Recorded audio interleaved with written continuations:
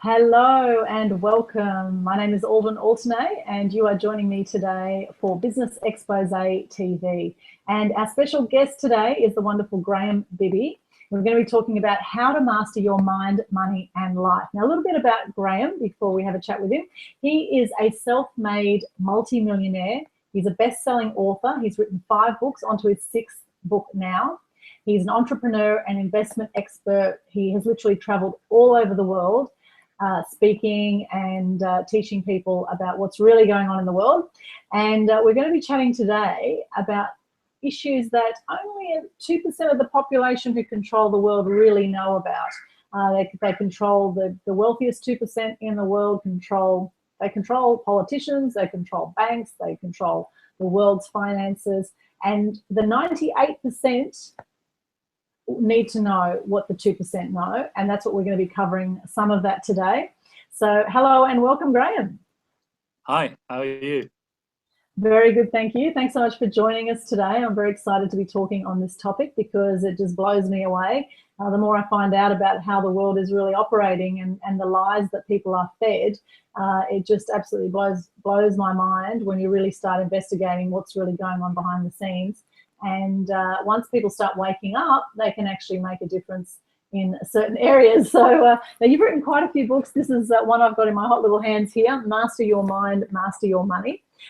You're a very well-known guy. You've been you've just done so much. So maybe if you could just start off, just to explain to our viewers a bit of your background about how you got into business and to doing what you're doing now. Well, first of all, thank you very much for having me on the program. I just want to point out there that I'm a basic, ordinary guy who had a drive to get out of a situation I was in, and I had to do that through self-learning, if you like, because I lived in an area in the UK, which was government housing. My parents always worked, or my father always worked all his life. He was a bit of an old school. The guy's got to look after the lady, and the lady looks after the guy. But where I lived in government housing was an area where the government housed convicts. So my school days were a bit tough. I used to regularly get beaten up and all that sort of thing, and ridiculed at school. Did I have breakfast and this sort of thing? So and what really hurt me was when I went to play with my mates at their houses, and they found out where I lived. The parents often said, "Don't come around here again." So at the age of 14, I really started my entrepreneurial career, if you like, doing things like delivering milk in the mornings in the old days when that used to happen. I remember doing it when it was icy and cold and stuff, sometimes not wanting to go. But my father was always, if you say you're going to do something, you do it. Your word's your bond kind of thing. Yeah.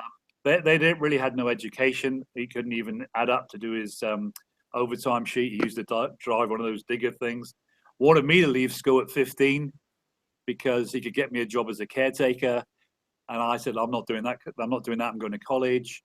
And I was driven, so I did everything from washing dishes to scrubbing floors to save money. And then when I was 21, I bought my first house and put it into 5 apartments, and I had 5 times my mortgage coming in income. And how I knew how to do that, I have no idea, because nobody in my family or extended family knew anything to do with money. And I was asked at school, what did I want to do when I grew up? And I said, I want to do something with money. And they said, what? And I said, well, I don't know, because no one dealt in money. So my first job was working in the money industry, was working for the Prudential. And back then, I mean, we're talking a long time ago, 40 years nearly ago, the average person didn't really invest money. They didn't go into stocks and shares, but I was on the investment side for the Prudential, so I learned a number of things. And one of the things even back then that concerned me, because when I got into it, I was so excited. I was in money, right? The ultimate thing, money. And they had a thing called a managed fund. And not long before I got into the business, the UK had gone through its worst recession ever. The UK stock market went down 86% in 18 months. So 25 years of profits was wiped off. Wow. And I asked the Mighty Prue guys, what happened to our managed fund? And they didn't really want to talk about it, but it went down over 86%. And I said, well, I thought it's called managed. And they said, you don't understand. That's just the way it works, right? So that stuck in my head until the early 80s when I actually started my own financial planning business in the southwest of England. So we did everything. So health insurance, school fees planning, retirement planning, but mainly I looked after money for retired people. And it was always on my mind, what happens if these people lose 86% of their money? I mean, if you're retired, that's your life's over, right? So I went on a quest to find out how I could limit the downside, is how it started. And then I got into cycles of empires, huge companies, and delved deeper and deeper and deeper into the hole until I got to the most recent thing, which is where I had to bring out my book, The Truth Behind the Investing Game, because I learned the more you get into this web, the more things are controlled by a few people.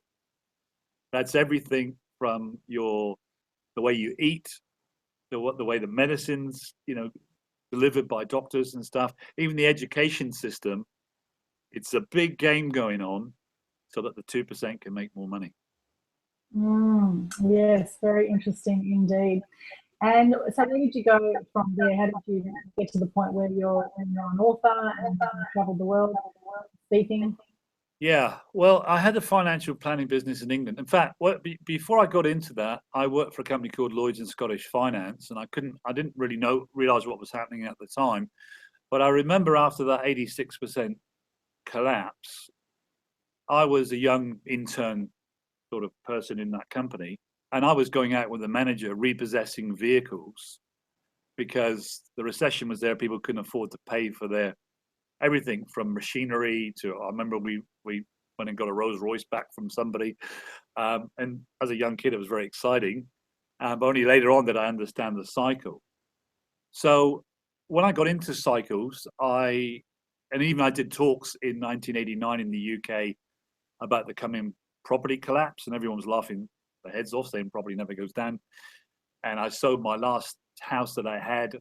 It'd gone up 65% in 8 months. My wife got into tears because we were selling our house we lived in to rent one. And within a year, the price had gone from 165,000 to 90,000 sterling in the correction. Wow. But all my friends were sort of thought there was something behind it. Oh, I'm so sorry about what's happened to you. Why? You're living in rented accommodation. And they don't understand, and I understand even more now, money's a tool, right? Yes. But we're brainwashed to think certain things about money. We're brainwashed, well, at school, majority of schooling is to teach people to get a job. And it depends what level of schooling you have. You could be like a electrician or a mechanic or something like that. Or if you really got the smarts, and my kids went to private school and all that, and university, they teach you the same for a job, but let's be an accountant, let's be a lawyer. And you're just trading your time for money. But you're really not told the fundamentals of life. So why my first book's called Master Your Mind, Master Your Money is because I actually wrote one called How to Really Trade the Stock Market, because the 2% don't invest in the stock market like most people do. And they know in the bad times is the best time to invest, but the man in the street is running for cover. At the end of the global financial crisis, in 2010, I was speaking at a huge hedge fund conference in Sydney, and a guy from Union Bank of Switzerland came up and just reconfirmed what I know, but sometimes someone else says it hits you more. 75% of all self-managed supers moved out of stocks in October 2008, which was the bottom of the market. What happens is people are brainwashed to, it's not a get rich quick scheme. It's, buy and hold philosophy, whatever.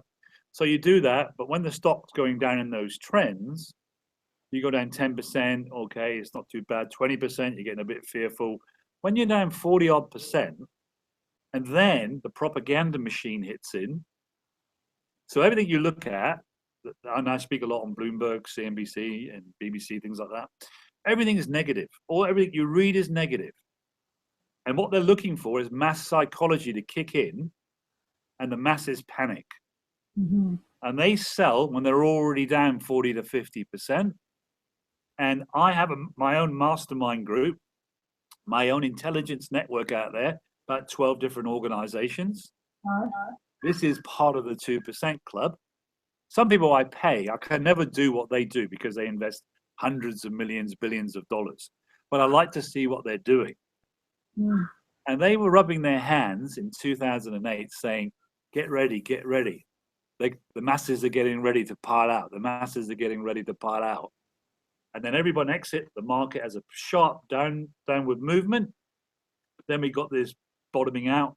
And then I remember in March 2009, I'm on CNBC TV, which goes to 25 million people, in Reuters. I actually stood up and I'm banging the table.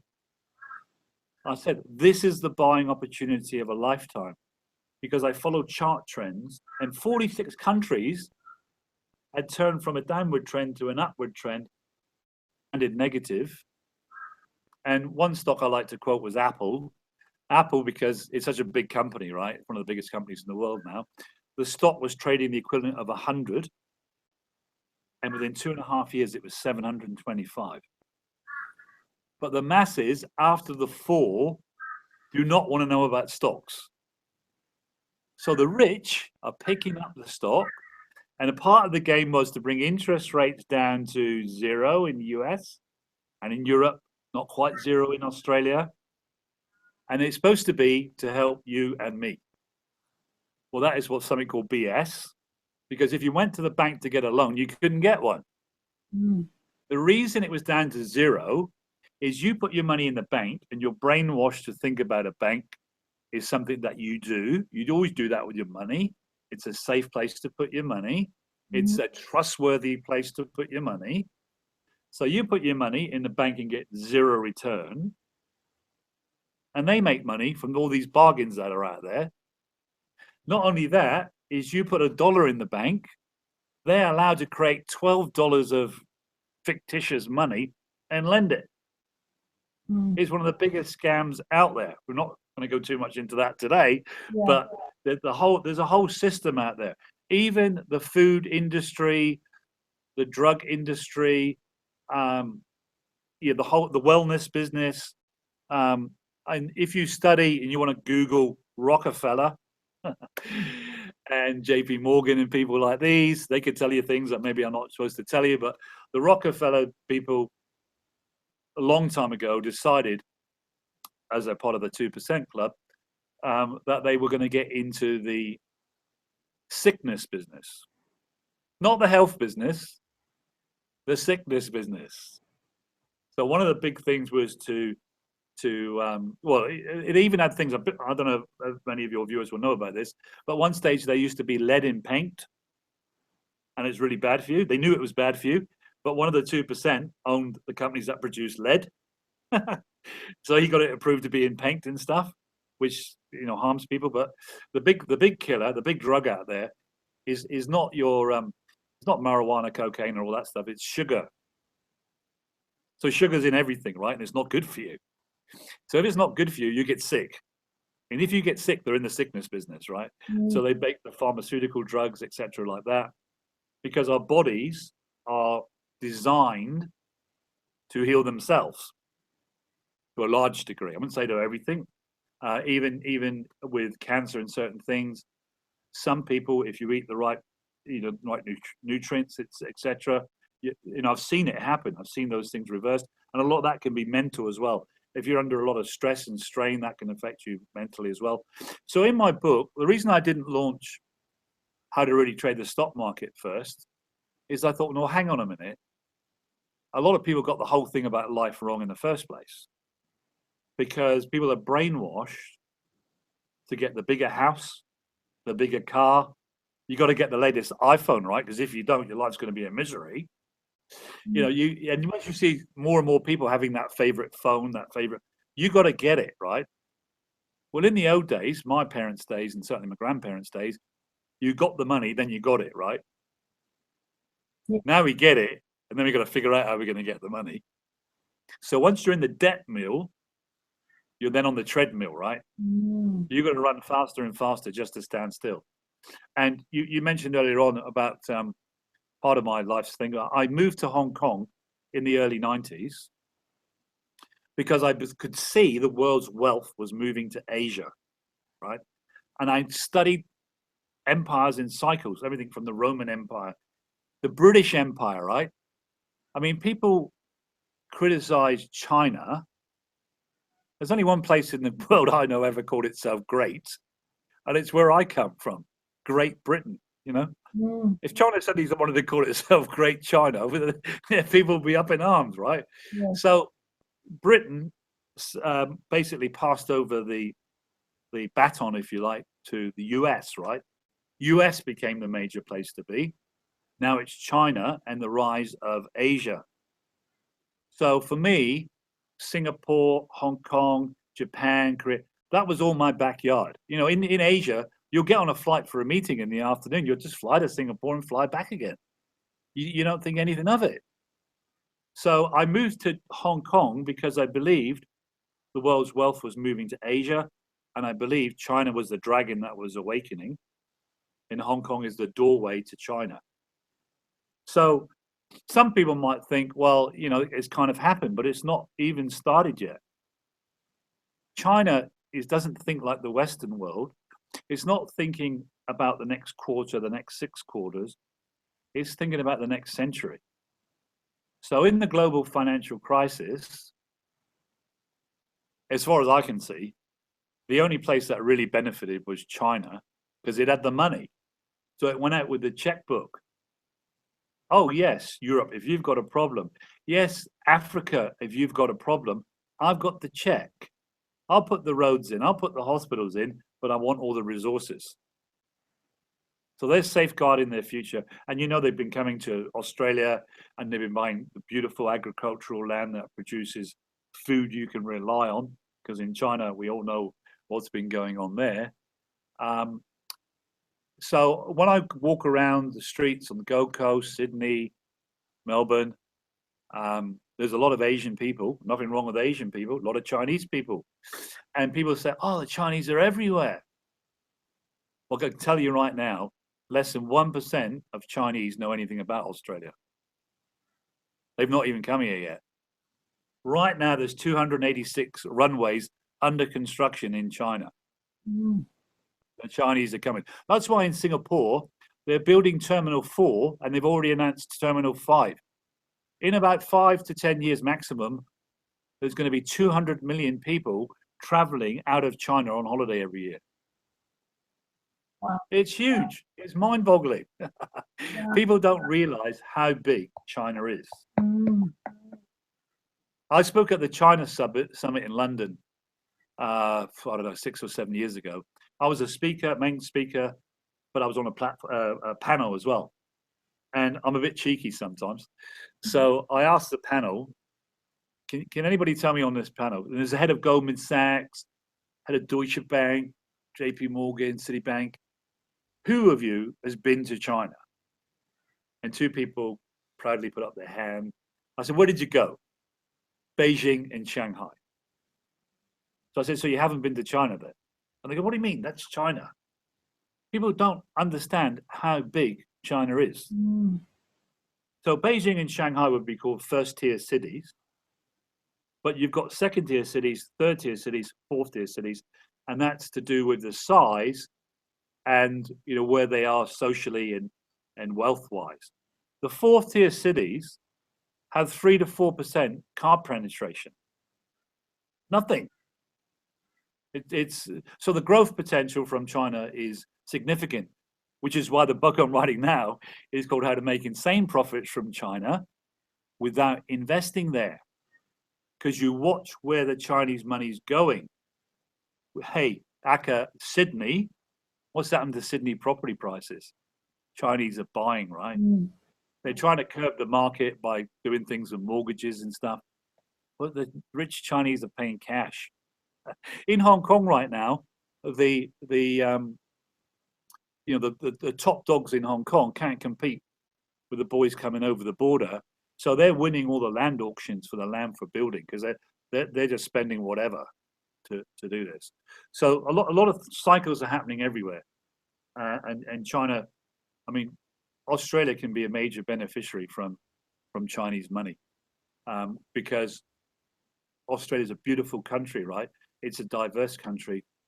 It's got the premium food in the world probably, and it's also got education. You know, education is a thing that can be sold overseas. So I speak at lots of things. I spoke at the commodities conference in Adelaide when they were going to bring out the super tax. Mm-hmm. And I got on stage, and the Premier had gone, unfortunately. And I said, look, I'm a token Pommy here, so I can say what I want. Are you guys nuts? You're thinking of bringing in a super tax. You've got a goose laying a golden egg, and you want to kill it. You don't have to buy the commodities from Australia, right?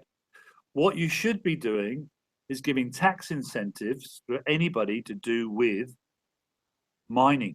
Anybody who's producing anything to do with mining. I then gave them an analogy about Hong Kong. I said, Hong Kong is a barren rock. That's it. But the British took it over, right? And all these things can come from dark passes. We were stuffing cocaine up the nose of the Chinese in return for getting their silver. That was the start of Hong Kong. But then we had the Scottish running it. Scottish don't like to waste money. We had the Chinese work ethic, and we had 15% tax. That's the whole reason Hong Kong is what it is today. If you only pay 15% tax, you've got $85 left to reinvest. You don't want to dodge tax because it's low and fair. So it all grew from that, and Australia had a golden opportunity to do that. But for some reason, it got blindsided and had this love affair with just commodities. So now I think it's learning that it's got other things, and hopefully it'll come out of this stronger with diversification in other areas like food industry. Where I'm living here now, there's a very small shop, which is like a health shop run by a couple of Chinese people. And they are boxing up premium baby powdered milk, which we've all heard about before. Those guys have, I don't know how many truckloads of stuff come out of their small shop every day, but they're doing it online, social media, whatever, to China. The stuff's going there. I know another guy here, go talk about social media again, who's in the premium cheese business. Through social media now, he's in the middle of nowhere, but he does premium cheese, and he's sending it all over Australia. And you sign up, and I think it's once a month or something, a box of cheese every month to go with your wine, etc. So they're all new avenues. So I've spent my whole life reading thousands of books about psychology, individual and mass psychology, because, you know, when did different things affect the economy, right? So even in the 90s, which was the tech boom, and most people haven't even heard of these companies now, but Ericsson, Motorola, all that was the phones you wanted back then, right? Now it's like a two-horse race to a degree, Apple and Samsung. You just got to fly above this. So that's why I have my network, and I employ now my own software that's got the smartest artificial intelligence available. It can analyze every single sector of the US stock market, and there's 197 of them. So that's like, can be retail, it's a sector. It could be semiconductors, could be a sector, banking a sector, commodities could be a sector. There's 197 sectors of companies that do something similar. So it analyzes all the earnings reports of all those companies and ranks them, and then it can do it on every single stock. So in every sector, what I'm interested in is stocks that are growing their earnings, their profits, by 20% per quarter, not per year, per quarter. And one of the social media companies, I might have mentioned it to you when we were offline, called Weibo, it's social media in China. It's listed in the US. social media and video streaming like Netflix, right? Mm-hmm. It's 35% backed by Alibaba. There's a lot of money behind it. And its last quarter profits were up 622%. Whoa. And I've got lots of companies with that kind of earnings. I just did a thing on my Facebook and a blog going out about a company that's in the education business in China, but because they love it. They'll spend any money on their kids, any amount of money on their kids and education. This company is online education. The symbol is TAL. There's another one, EDU. Its last quarter profits are up 52%. It's growing at about 200% per annum. I think maybe it's got 60, 70 million people there, but China's so big, right? The growth rate for that kind of thing is huge. So there's there's cycles afoot everywhere. Longevity, immortality is with us today. The drug companies, DNA and all that, they know almost how to make you like indestructible. They can regrow arms, regrow legs. And again, I've put out little articles about this. You can't always make money from that from day one, but I'm interested in all of that stuff. Going back to the food and drug business, if you study ancient tribes that still exist today, in Peru, there's a tribe there, the average age is over 200 years of age. And they're still walking around, working and stuff like that. And they don't have any cancer, by the way. There is no cancer because they're not eating the foods that we processed stuff that we're eating today. Yes, but wow, there's so much interesting you just covered there. I just want to go back to talking about the banks and super and people feeling that their money is safe in the bank and feeling that their money is safe in super. Now, there's several parts around the world now where the governments have been actually dipping into the super funds and also freezing bank accounts. Like Greece has been a very troubled area. There's quite a few places overseas, a few countries that have had issues now with this. So how do you see the world going with the way super is and with money in the bank? Is it best that, like I know a lot of wealthy people that I speak to now, they're buying silver, they're buying gold. It's almost like we're going back to the old ways and they're feeling more secure actually having their money in gold and silver rather than in the bank. So what are your thoughts on that? Yeah. Again, part of my mastermind group, two of the people are multi-billionaires, all from the resources sector. One guy's called Rick Rule, R-U-L-E, and he's made fortunes from, buying when everything's depressed, and then so those guys believe that at some stage the music will stop. All this money that's been printed, because it's backed by nothing, will come home to roost, and people will go into gold and silver. Some people think that's why Bitcoin has been going up so much, the cryptocurrency.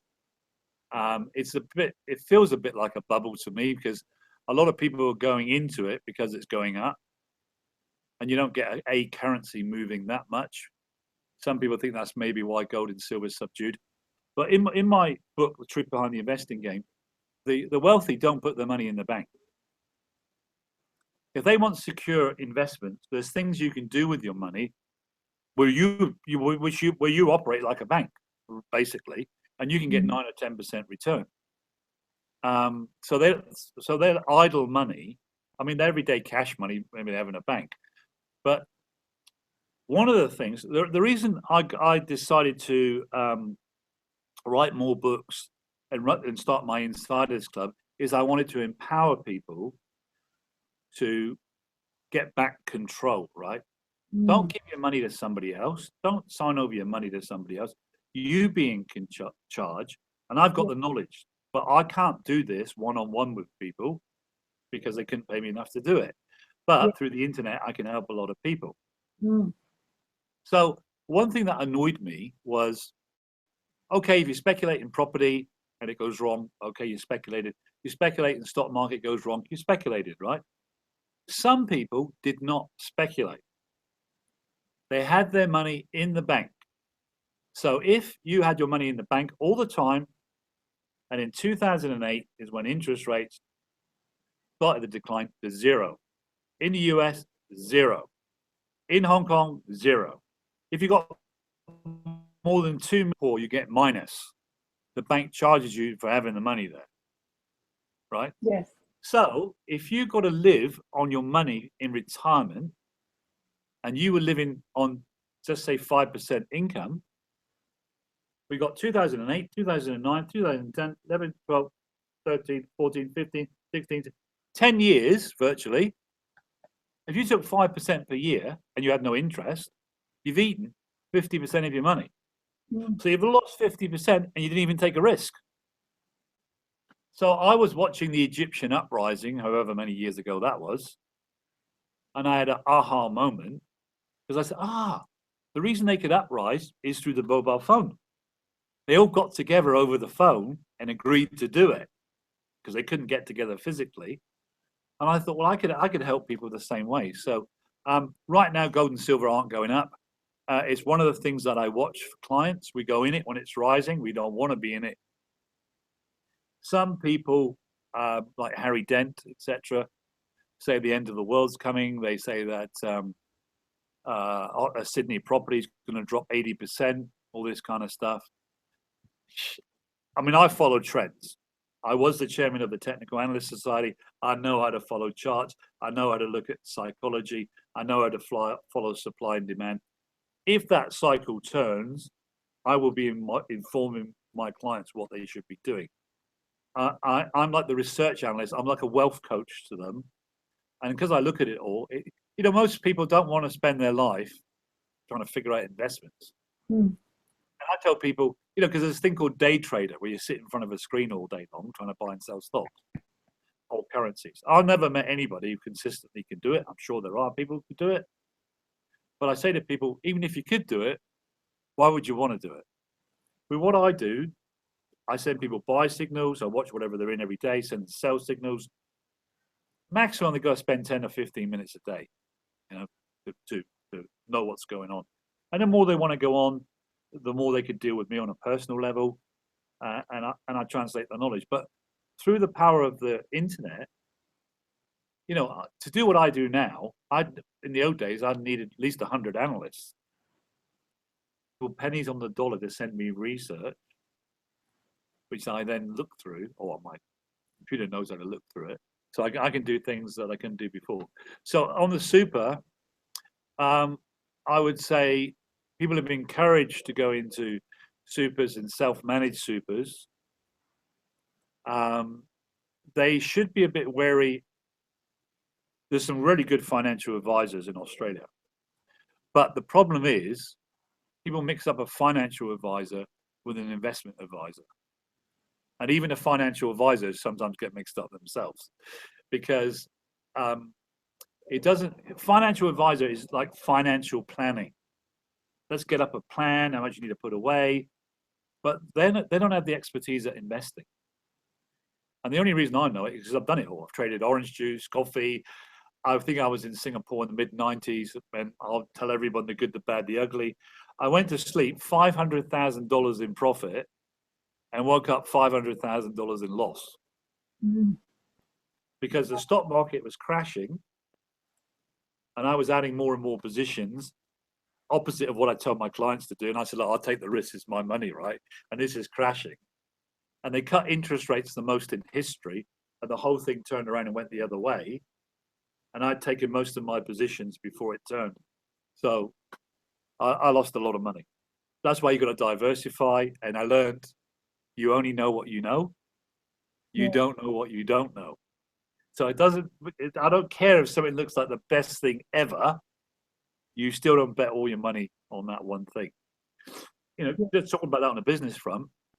I'm not sure about Bill Gates, but his partner, Paul Allen of Microsoft, made fortune, right, from Microsoft. But 90% of all his other investments lost all their money. But he never bet too much money on any of those things. When you got that kind of money, you can. So in business, if you're going to do something, you've got to look at, if it goes wrong, is it going to collapse the whole pack of cards. And if it is, well, you shouldn't do it. Too much risk. So, and you diversify. Again, in financial planning, they talk about finding out if a person, what risk profile are you? Well, that's very archaic. I don't think a person's a risk profile. They allocate money to different risk profiles. If you had $1 million and you told me you were like a low risk, no risk person, but suddenly you found out about a company that was going to be backed by Facebook and was going to be the next big thing, and you could put 50,000 in it, and then the 50,000 might turn into 2 million. You might take the risk, right? Because 950,000 safe. Yeah. So that's why you allocate money to different risk profiles. And again, the 2% club, Tim Ferriss, who wrote The 4-Hour Body, The 4-Hour Week, that guy, it depends where you look, but they say he's worth 100 million now. He was a friend of Peter Thiel. Peter Thiel invested in PayPal. He invested reportedly about $200,000 and got back 1 billion. Not bad. 200,000 to 1 billion. He invested in PayPal. He invested in Facebook before it got on the stock market. He invested in Uber, Airbnb, all these stocks. So he's worth billions, right? Mm-hmm. And Tim Ferriss followed it. Now, the smart money keep most of their money safe, secure, liquid, and then they play this venture capital, private equity stuff, because when those things come right, you can make 30 times your money, 50 times your money, 70 times your money. But the key is you have to spread your money between a lot of these things. So, for example, let's say you had $100,000. You can't do it with $100,000, but let's say you did, and you invested in 10 of these things, and you put $10,000 in each one. And let's say, despite all the checking, due diligence, everything else, 9 of them failed. So you lost 90,000 of your 100. You've only got 10 left. If that's the one that makes the 30 times, you got 300,000, more than you'll ever make in the stock market. So people like Jack Ma of Alibaba, Bill Gates, Steve Jobs, all these people. Bill Gates didn't make all his money from selling Microsoft software. He made the most of his money through Microsoft listing on the stock market. Zuckerberg, Facebook, he became a billionaire when Facebook went onto the stock market. So individuals who don't even know about this could get involved in this pre stuff getting on the stock market. When it's on the stock market, you're buying retail because everyone can buy it, right? So the only thing you can do then, you've got to be able to identify the sectors that are outperforming. So the stocks, the companies, because I've done 130 years of research on this, the companies that are growing their earnings 20% or more per quarter. And the big thing is that my artificial intelligence, so 2 things. One, it will tell me, is it due to an innovation? So maybe there's a new smartphone out, or maybe like the company that's in the education system in China. It'll tell me the catalyst. Is it an innovation? Is it just that that's a growing sector like Netflix? Is it a new CEO? And then the third most vital thing it will tell me is, are the institutions buying this stock? Mm-hmm. It will tell me how many institutions are buying and are they increasing their buying of this stock? So, for example, it could tell me that for 8 quarters, the number of institutions buying a certain stock has been increasing. And why I mentioned institution, that is mutual funds, unit trusts, insurance companies, banks, hedge funds. If they're going to buy Apple stock, they will be investing like 20 million. They can't put 20 million in one go because the stock price will go too high. And they all follow each other. So once you know the institutions like something, you know you're playing with the big boys. Mm-hmm. And I tell people, you couldn't do this in the old days. You can open up a local brokerage account and you could be trading US stocks. So you could be a partner with Zuckerberg in Facebook, and Facebook, anybody who's in business, right, knows that Facebook is promoting the hell out of marketing your business through Facebook. Yeah. That's why their profits are going through the roof. When Facebook launched, this is a nonsense out there, right? Facebook launched and the stock price went from 50 to below 25. And they all said, Zuckerberg doesn't know how to make money from Facebook. And I'm going, hang on a minute. More people are on Facebook for longer than anything. And he's now one of the richest guys in the world. Even if he didn't know, he'll get somebody who does, right? Yes. And then at 25, the stock broke out into a new uptrend. And an uptrend just tells you, for some reason, more people want to buy that stock. That's why they're pushing it higher. And I think today the stock's up, I don't know, 8 times, 9 times from that point. So you could be a partner with him anytime you want. If you like Tesla, you just buy the stock. You're a partner. You don't have to do anything, right? This Chinese company, Weibo, you could be a partner there. The education company, partner there. Alibaba, you can go wherever you want to go. And anytime you don't want to be a partner, you go back to cash. Yeah. So there's never been a better time if you're informed and have the knowledge. Yeah, very good. Some great points you touched on there. Really moving with the trends. Also, most millionaires I know have also lost a lot of money over time. So, I don't think it's that they haven't done their due diligence. I know I've thrown a lot of money at things over time without doing my due diligence properly. However, I know that people who are wealthy generally take more risks, and sometimes some of those risks work out and some don't. So as you mentioned, your money went down or went up and went down. There seems to be, quite a few roller coasters that happen with wealthy people who are willing to take chances. No, it doesn't work like that, because in my book, even in Master Your Mind one, it tells you that investors do completely the opposite of what they should do, right? So the reason I learned all about charts and technical analysis is you follow the trend with a stop loss system, and the last low, if the stock goes below the last low, that means for some reason there's not support for the stock. You move out for whatever reason. It doesn't matter how great the stock is, you come out. So in the global financial crisis, the same as in 2000, 2003, tech wreck, if you became a client of mine just before the global financial crisis and you got in at the top, you'd have lost 8.6%, and then you'd have stayed in cash for virtually a year. But then you were picking things up at bargain. Mm-hmm. You shouldn't be invested all the time. So what the normal investor does is he'll buy something, and by the way, women are better investors than men. Sorry, men, but they are. They think about it more. They plan more. I think they believe the money is like their little nest egg, their baby. We've got to look after this. Or a man's more macho. He's heard this tip, but he has no plan. He reads about a stock. His mate tells him about a stock, and he just buys willy-nilly. But you've got to plan the whole thing. There's a it's an old saying, but it's in my book.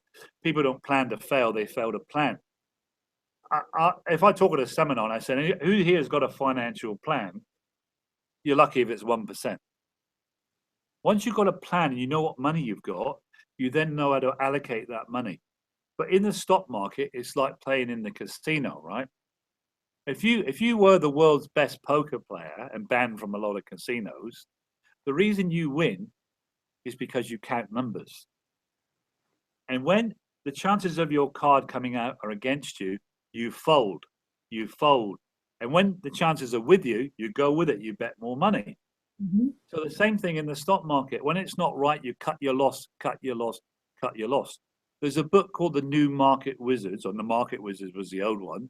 These are guys who return 3 digits per year, no matter what. So 100% up. They use a lot of futures, derivatives, leverage. So not good for most people. And they said the key to everything, like in property, is supposed to be location. In the investment stock market, it's cut your losses. Mm-hmm. People don't. They're losing 10%. They don't want to sell. 20%. I'm definitely not selling now, because if I sell, I've definitely lost. I haven't lost unless I sell. But then once they're down 50% and we're near the bottom, then they get out. But what's even worse than that is when they buy something and it goes up 20%. There's a stupid myth, and I've got all the myths in my new book. It's never wrong to take a profit. I'm sorry, it is. Because if the trend is with you, you stay with it. Right. That's how Peter Lynch, who ran the Magellan Fund for Fidelity, was one of the biggest funds in the world. He had such a good track record because he had a basket of stocks that went up 10 to 12 times. If you'd invested your money in Microsoft in 1990 and you put in $10,000, in 9 years you had 10 million. But if you came out with this, oh, I made 20 to 30%, it's never wrong to take a profit. It is, because if you, let's say you lose on 10 stocks, 5% or 8%, let's say 8%. So you've invested 10 grand in each, you lost 800 in each one, you lost 8,000. But the other one, I just told you about Apple. You put 10 grand in Apple, it's now 75 grand. So it's all about knowing about risk and reward, limiting the downside, you can't get rid of it, and then maximizing the upside. So whether you're doing stocks, even my best stocks, when I give a buy signal to my clients, I say buy 6%, 7%. So you're spread with the best. Only invest in the best. The stocks that are growing the fastest with institutional support. But even then, if it turns negative, so Apple, there's a YouTube of me, I can't remember when it was now, but saying I'm the only person in the world that I know that said this, but Apple went from 100 to 725, then the stock started to turn over, and they were bringing out a new mini iPad, and at 655, I said you should sell it, because the stock had started a downtrend. Even though they got a mini iPad coming out, they thought I was nuts. The stock went down to 300. They said Apple's finished because Steve Jobs died. It's not the same company it was before, because it used to grow 25 to 30% per annum. And it wasn't the same company, but it was still growing 16, 17% per annum. And its PE ratio, that's the price to earnings, the price you pay for the stock, used to be about 25, was only 9, and the stock turned positive again. So that's then I gave another buy signal, and the stock went back up to 700 again. So people don't really understand. The stock market is not necessarily about logic. I think in 1994, Hong Kong Bank was the most profitable bank in the history of banking, according to the front of the Wall Street Journal. If you read that and bought the stock, within 3 months, you lost 35% of your money. Wow. Because if it's that good and the smart money's getting out, the stock would turn over, because it means it can't get any better, right? BHP, when it made record profits, if you then bought that stock, I mean, what happened to it? Buy and hold. BHP went down, I think it was 70% or something. To me, I don't fall in love with any investment. That's why I do private equity, private equity, venture capital, undervalued land in undervalued property. Here on the Gold Coast, we were talking about it earlier, I was banging on the table of anybody who would listen to me. When the Gold Coast crashed, right? Jim Raptus, all these people lost billions, and you could have bought oceanfront apartments for $2,000 a square meter that costs $4,500 to build if you got the land for free. People didn't want to buy. They said the Gold Coast has never been this bad. It's never going to recover. Hello? There's no way the Australian government is going to allow the Gold Coast to collapse. And you know right now, there's at least 55 mega buildings going to go on the Gold Coast. They're talking about possibly the ferry, the big ships coming in, casinos. There's a DA approval sign on every corner. Now people are asking me. I said, mate, the train has left the station. Okay, there might be some upside now, but the money's been made. Where the money is to be made now, there's some on Kangaroo Island, off of South Australia, because a lot of things are going to happen there. My clients have been buying land on Kangaroo Island for the cost of infrastructure, because some guys in WA have gone bust, Western Australia. So we're getting the land for free. 3,000 meter oceanfront land. It costs them roughly 80,000 per plot to blast the hillside, put the road in, the curbing, all the utilities, street lamps. And that's what I've been buying it for my clients, 80,000. Mm-hmm. And there's a new harbour, new marina, new ferry, 5-star hotels, world championship growth. golf course, $500 million worth of timber going to be exported from a new harbour, 170 million pipeline, all going to Kangaroo Island. That's one place. The other place that's on fire, and Rothschild said, you buy when there's blood in the streets, is Western Australia. Property there, you can currently, you've got to buy in the right area, not anywhere. In some areas, you can currently buy property below the land value. You get the house on it for free. And people say, oh, but is the commodity industry coming back? Well, I think it is coming back because there's a lot of infrastructure stuff going on in Asia. And if Trumpy gets his way, they need a lot of infrastructure in the US. But beside all of that, WA must do some things that the Gold Coast have done to get activity going. So exports, tourism, and education will be the thing for WA. And it's 5.5 hours from Singapore. It's 8-9 hours from China. Right now is the buyer's opportunity in WA. So Australia's big, but there's cycles all over the place, right? So you've got to look at that as well. And you must not have the herd mentality. Don't be drawn in by the herd. Once the herd's in there, the 2% club are out. You know, the 2% club, you know when it's time to get out, because they start saying on the TV, we're in a new era. We're in a new era of prosperity. And the reason they're saying that is the big boys are selling.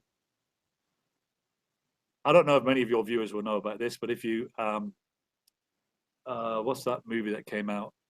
The Big Short. Mm-hmm. There's a movie called The Big Short, which is like, it's 110% true. Certain banks, which I better not mention the name on this recording, but the first name could begin with G and the second name could begin with S, but they're not the only ones. They bought all these mortgage-backed securities, which they suddenly saw were going to collapse. So they decided to sell them to all their clients. So initially they got together with all the banks to manipulate the price up until they sold all their dud investments to their clients. And then they took a position called shorting the market, a position to profit. So not only did they lose everyone's money, they made money from it. And what's happened to them? Nothing. No one's been hung up. No one's been closed down. And then we've had currency manipulation by the banks. We've had interest rate manipulation by the banks. We had Wells Fargo opening up 5,000 accounts with clients' monies without telling them to take extra fees. And then when the regulators found out, they said they didn't know that their staff did that. What? Wow. Anyway, we know there's justice because some of the banks have been fined, right? They didn't get fined when this happened in 2008, in 2009. We are 8 to 9 years on, and the banks now are making billions and billions. So they fined $1 billion. So what? They're making money from you sticking the money in the bank, getting no interest. Visa has been in the past one of the best stocks that my clients have bought. Warren Buffett's not a dumb chap. He invested in Wells Fargo because Wells Fargo has got the biggest network of banks in America, collecting money from people who get no interest. Then they loan it out to the same people, right? On mortgages, student loans. My God, students own so much money. You know, credit card, all this kind of stuff. So when I do seminars, I sometimes have a bit of fun. And your listeners today, if I said to you, look, you all give me your money, and there's going to be no risk, right? You give me your money, and at the end of the year, we're going to make 17% return. And at the end of the year, I'll give you your money back. Just to repeat, you all give me the money. You have a guarantee from whoever you want. It could be Commonwealth Bank, ANZ Bank, or whatever. Your money's absolutely safe. You give it to me, and at the end of the year, we made 70%, and I give you your money back. And to be absolutely clear, at the end of the year, I give you your money back, and I keep the 17%. Who's in? Everyone laughs. You go, well, I'm not going to do that. And then I ask, well, anybody got your money in the bank? Because it's called a bank, you don't think about it. Yeah. They're giving you nothing. right? And how stable are they? It's a big scam and a big scheme. So the internet is changing all of that, and you can syndicate to replace a bank.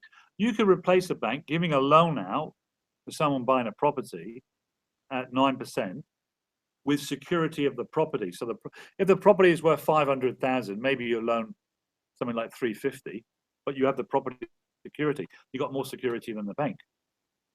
And today you can syndicate to do this. You don't have to have $500,000 to do it. You could do it with 25, 50,000, join with other people. That's what the smart money does. They don't do all these retail things. Interesting. And do you do call options as well with your share trading? No, because I tell my client that see, leverage is putting you into another risk parameter.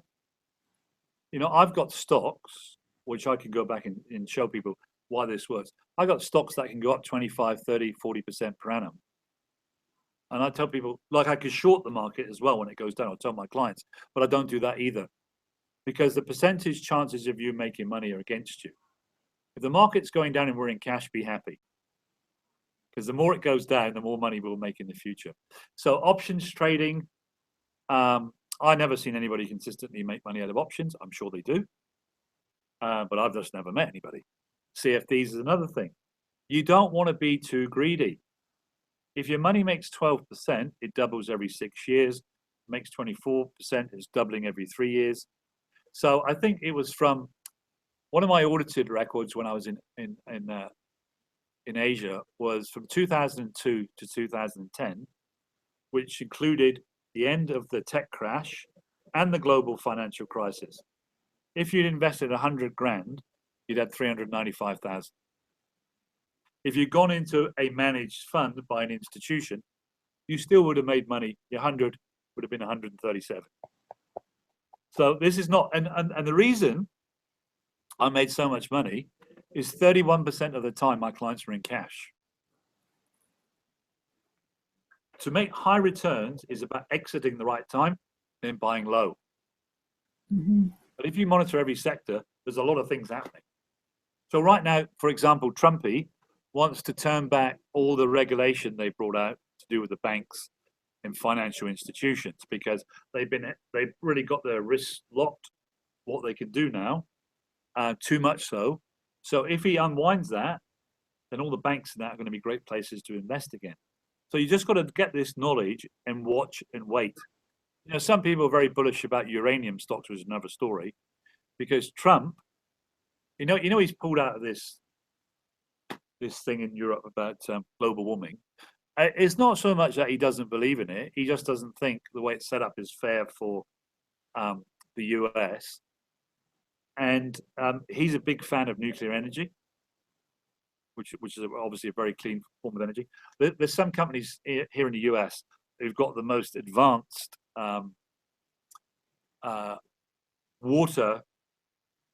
current and water technology for creating energy that I've ever seen. This country's got a lot, Australia's got a lot of talent. The problem it's had is getting money, finance to. Wi-Fi was invented in Australia, but they sold it for peanuts to America because they didn't have the money to back them. But now the world's more open, I think it'll be easier to source those funds. Yes, well, there's quite a lot going on out there that's very, very interesting. Now, coal seam gas, I just want to touch on that. I don't know if you're very aware of what's going on with coal seam gas, but right through Australia, there's coal seam gas exploration happening. And there was a movie called Gaslands that came out and showed what the effects of coal seam gas mining has done in America. And there's parts of America now where people are actually turning their taps on and they can light it. There's like gas coming out of their taps, and artesian basins, the bore water is being poisoned basically. And once it's killed forever. So, basically the Australian government has sold out, I believe, to allow this to happen in Australia. And I think it's only a matter of time before a lot of our natural resources start to be killed off by coal seam gas. So do you know much about that? Have you got any thoughts on that, Graham? Well, I would first of all say we're back to the 2% club. Yes. People have no idea. You see, it lives in a free society, but it doesn't. It's not martial law. It's through marketing and brainwashing what happened.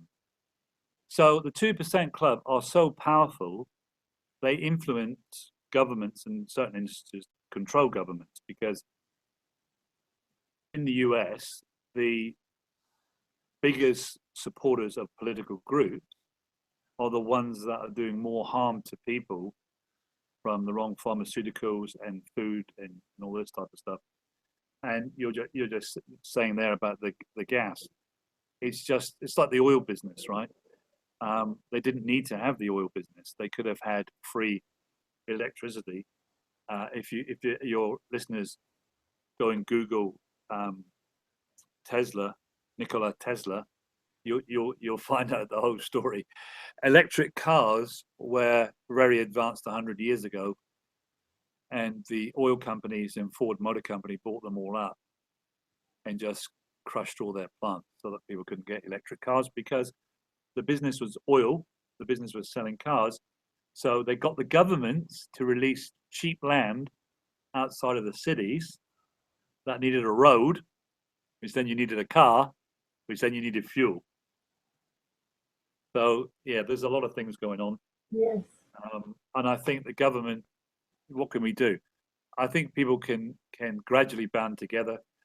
But the government's got to realize one of the biggest resources Australia's got is the beauty of the place, right? And pollution free. And yeah, that's just not good what's going on. No, it's not. And there is a lot we could talk about that the 2% know that the 98% don't. And another that's in my other side of my life, which is to do with nutrition, mindset, health, wellness. I think we're all being drugged through the sugar factor, and when you go out, why is it so difficult to eat healthy? And it dumbs down your brain and that as well. And people's lives they're a bit mundane because of what's going on, and it doesn't need to be like that. So one of my goals is to create energy retreats to take people and get them off this stuff, and to realize once you up your vibration level, you can do a lot of things. Like I built some resorts when I moved to Hong Kong. I didn't know anybody. Everyone told me not to go. I just said I'm doing it. And everyone said, how are you doing it? And I said, I don't know. I'll figure it out. And I built a 92 private pool villa resort in Thailand. I built some houses, but I never built a resort before. I didn't know how to run a resort. I just said, I'm going to do it. But it wasn't my job to figure it out. It's the universe's job to figure it out. Now, some people might think I'm a bit wacko on that one. Some people are smoking something, but it's not. That's not the way it works. You had to focus in a vision and then go for it. And the other things will fit in after that. Knowledge helps in timing. Yeah. And we all have our ups and downs. I mean, don't get me wrong. I mean, I've been there with $50 in my pocket, and that's all I had. And I've been there with situations where the economy turned, no one was doing any business, and I had 26 salespeople I was supporting on salaries, and got down to my last dollar again before you got through it. So we all have ups and downs in business, personal relationships, health-wise. Most things in life are simple, which makes them not easy. Because I tell people, like my book, I said, if you read 20 pages of a book per day, every day, for a year, you could be an expert on anything. But whether you read 20 pages tonight or you don't read 20 pages, nothing changes, right? It's the compounding effect. Like at my seminars, I tell people who'd like to be fitter, slimmer, whatever. You just don't have time, right? Can anybody walk 10 minutes tonight? Everyone puts their hand up. Okay, tonight walk 10 minutes, tomorrow walk 11, then walk 12, then walk 13. Within a month, you're walking 40 minutes a day. But we're in the me, now world. We want to see the results right now. But people who put on weight, and I've put on weight since I've been in Australia, because if you go out, it's difficult to eat healthy food. When I was in Asia, I could eat a lot of these places, you know, make up the salads and whatever, and just grilled chicken and grilled fish and stuff. It's easy to get off track, right? But once you've got a plan, it's like I tell people at a seminar, one of the most difficult things man is supposed to have done, if he did it, was land on the moon, right? Within meters of where it said it was going to land. But they say that 95% or 98% of the time, the rocket was going in the wrong direction because it had to keep correcting because of the gravitational pulls or whatever. The same in life. You know, if you're trying to lose weight and you're on a healthy diet and then one day you have a blowout, you have a bottle of red wine and a couple of pizzas, don't beat yourself up. Tomorrow, get back on the track. Same with your investment. You invest in, you've got your stocks, the market turns against you, come out with a small loss, you wait, and then you go again. But the man in the street, when it's massive negative, he doesn't want to be in. He gets out at the bottom, and he won't get back in until his taxi driver is telling him he's making money from stocks. If everywhere you go, if you go to the bar, the barman's making money from stocks, the waiter's making money from stocks, the driver's making from stocks, you got to get stocks, right? Because we got this mass influence. It's like fashion, right? A new fashion comes, whether it's tight trousers or bell-bottom trousers. When they first come out, it looks a bit odd, but more and more people wearing it, you feel you have to wear it, right? It looks normal. So once you understand psychology, you've got to rise above all this noise, and then you can see what's going on. Yeah. And that's my job, and that's why at the top of my book here, it's called the Empowering You series. This is about empowering people. So this one's a bit about life, a bit about happiness. Happiness is not the bigger car, the bigger house, or whatever. And the most valuable thing we've got is time. So when people have got a business, that's the other thing they should think about, is try to keep thinking about not working in the business, working on the business. And try to find out what you're uniquely good at, and that's all you do. Get other people to do this other stuff. It's going to cost you money, but you should be able to leverage your time, because the thing that we can't get back is time. So that's why, you know, I have a pretty good life. I like to do my stock, read all my stuff in the morning, and then I do whatever I want, whenever I want, wherever I want. So, and you can do that in today's world. Yeah, beautiful. Thank you, Graham. I just want to mention something else about the 2%ers. So one thing that people may not be aware of, you talked about people being dumbed down with fluoride. Oh, yeah. The pituitary gland, and it dumbs people down, fluoride in the water supplies. So look into that as well. I'll just mention a few points. We don't have time to go into lots of detail on all these points, but chemtrails is another thing. Look into chemtrails. Yeah. There's so much microchipping. We've started microchipping our pets. Now we've got wearable technology. Soon it's going to be implantable technology. In fact, they're already doing implantable technology now. And this is another way that the 2%ers are going to try to control people and the world. Part of destroying the water supplies with the coal seam gas, what the 2%ers are trying to do is bring people out to the edges, into the fringes, so that they can more easily be monitored as well, and they can easily control them when they're in a smaller area. They're also trying to control, of course, the water, the food. We've got genetically modified food now. It's quite scary to think that some apples in places like Woolworths have been stored for 4 years or so, in some cases.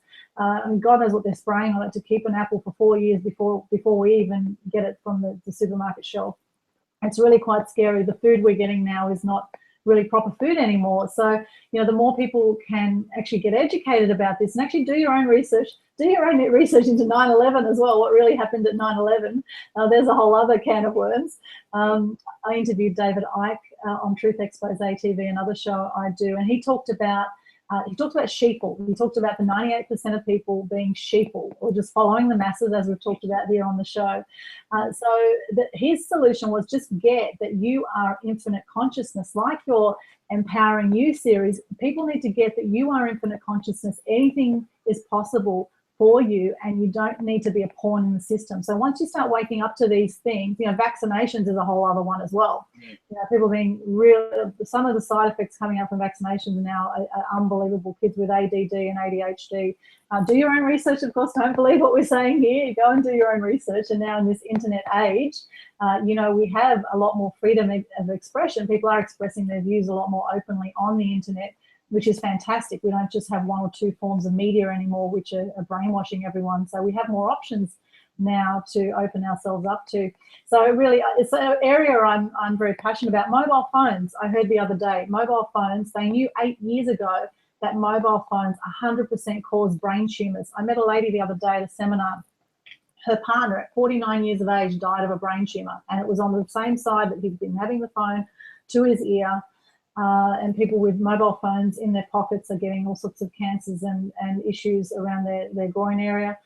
Again, do your research. Apparently now in the fine print when you buy mobile phones, they're saying keep the phone 200 mils away from your face now. Have it on loudspeaker, or don't put it right up to your ear. Now, of course, with many people, this could be too late to get this kind of information. However, whoever's watching this now, as you start researching things, I encourage you to share that information. And the more that we can share this information out to the 98%ers and help balance the scales here, then the more that we can actually take control of our lives. So we do need to wrap up soon, Graham, but any final words you'd like to say about how to master your mind? I'm just going to show you my headpiece here.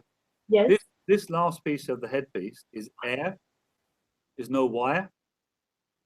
And the reason that came out is to stop so much of the wave going straight to your ear. There is another thing about the pollution of the water and the earth. One of the underlying conspiracy theories is there is a plan come out to ban individuals growing food because they said that the soils are contaminated, the water's contaminated, which is what they're doing, because they only want to sell genetically modified food. Wow. And the genetically modified food can control the way that you think and act. That's pretty scary stuff. Very scary. I just remember when I was a kid, and my father had his own backyard full of fresh beans and peas and potatoes. Nothing ever tasted as good as that. And we've been led to a different life. And I just hope that shows like yours and maybe books like mine can open up to people what's going on. And the internet can be used for good or bad, can be also brainwashing people. But certainly a lot of those TV programs that you see things on, the fake news as it's called, it is like that. It just looks so compelling. So yeah, there is a lot we could talk about. Maybe we'll come back and have another show sometime about. Yes, I think so. I think we'll have to do a part 2, Graham. So I heard another great quote the other day, and it was actually Dwayne Alley. I was in Club Med Bintan Island in Indonesia just a few weeks ago, and he said, you can't change the world, you can change your world. And I think that's a great saying to just remember. You never know who is who's watching this or who's reading a book, who can, the ripple effect of just one person telling one person about new information that they've heard, and just opening people's minds to what is really going on, and not just believing the mass media lies. I think it can be profound. And 98%ers outnumber the 2% like nothing else. That's a crazy thing, huh? Crazy. There's a great video on YouTube called The Tiny Dot. That actually explains it very well, the tiny dot. So Google that on YouTube, and it shows, it's quite a funny ditty to show how the 1 or 2%, some people say 1%, 1 or 2% are controlling the masses, and it doesn't need to be that way. So here's to waking up. And Graham, any final words? We've really gone well over time. Any final words? Well, for some of your viewers, if they wanted to get a copy of the latest book, The Truth Behind the Investment Game, if they go to thetruthininvestingbook.com, I'd quite happily send them a copy to have a read, or if they want to get online. Unfortunately, the Master Your Mind, Master Your Money physical copy is sold out. It's going into a reprint and an audio, but I do have some soft copies if they wanted to contact through you or something, and I'd just be pleased to spread the word out there. Fantastic. Thank you so much, Graham. Really appreciate your time. And if you're watching this right now, thank you so much for joining us. We've been chatting to Graham Bibby on the Gold Coast, even though he's from the UK originally. You would have heard the accent. We're actually both on the Gold Coast. And we've been talking about how to master your mind, money, and your life. And some very insightful topics covered today. Really enjoyed chatting with you, Graham. And I think we'll definitely have to do a part 2 because, you know, there's so much more we could talk about. However, it's been fantastic. So if you like what you see, love to see your comments, questions, just pop it underneath this video wherever you are watching it right now on either any social media channels. If you haven't subscribed to Aldwyn Altuney channel on YouTube to see all the different shows that I do, please do so, and we'll keep you updated with future shows. And you can connect with me personally on all the social media. Just search my name. I'm the only one out there with that name. And also on my website, aaxpose.com. And once again, please, Graham, how can people connect with you? Just Google GrahamBibby.com or look on Facebook. And if you PM me and you want any advice, or I can help in any way, please let me know. And please, none of the 2%ers contact me. That's another story about one of the chapters in my book we mentioned about. I know a guy that does great personal protection. He does close personal protection, and he's worked with a guy who trained the North Korean army. So we have some good contacts here if any of the 2%ers come after us. And his name's Michael Fenner. He's awesome. And I've got some other great contacts in the security game too. And it's crazy that this fear, that Americans can just make people disappear. We've seen people disappear over time. However, the thing is that we need to speak our truth. I think the world needs more people speaking their truth, and I think people are just sick of the lies and sick of the crap out there. I was about to swear, but I'll keep it clean. They're sick of the BS, and we need some more real news, and that's what we're about here. And thanks for watching. Thanks for supporting this. If you like what you see, as I say, share it. Love to see your comments. And here's to speaking your truth and making the difference that you're here to make. Thanks, Graham, for doing your bit. Thanks for joining us. And we'll see you again soon. And back one day soon with the part 2 of this with Graham. We definitely need to do a part 2. So stay tuned for that. Thanks again, and have a great time wherever you are in the world. Bye for now. Thank you.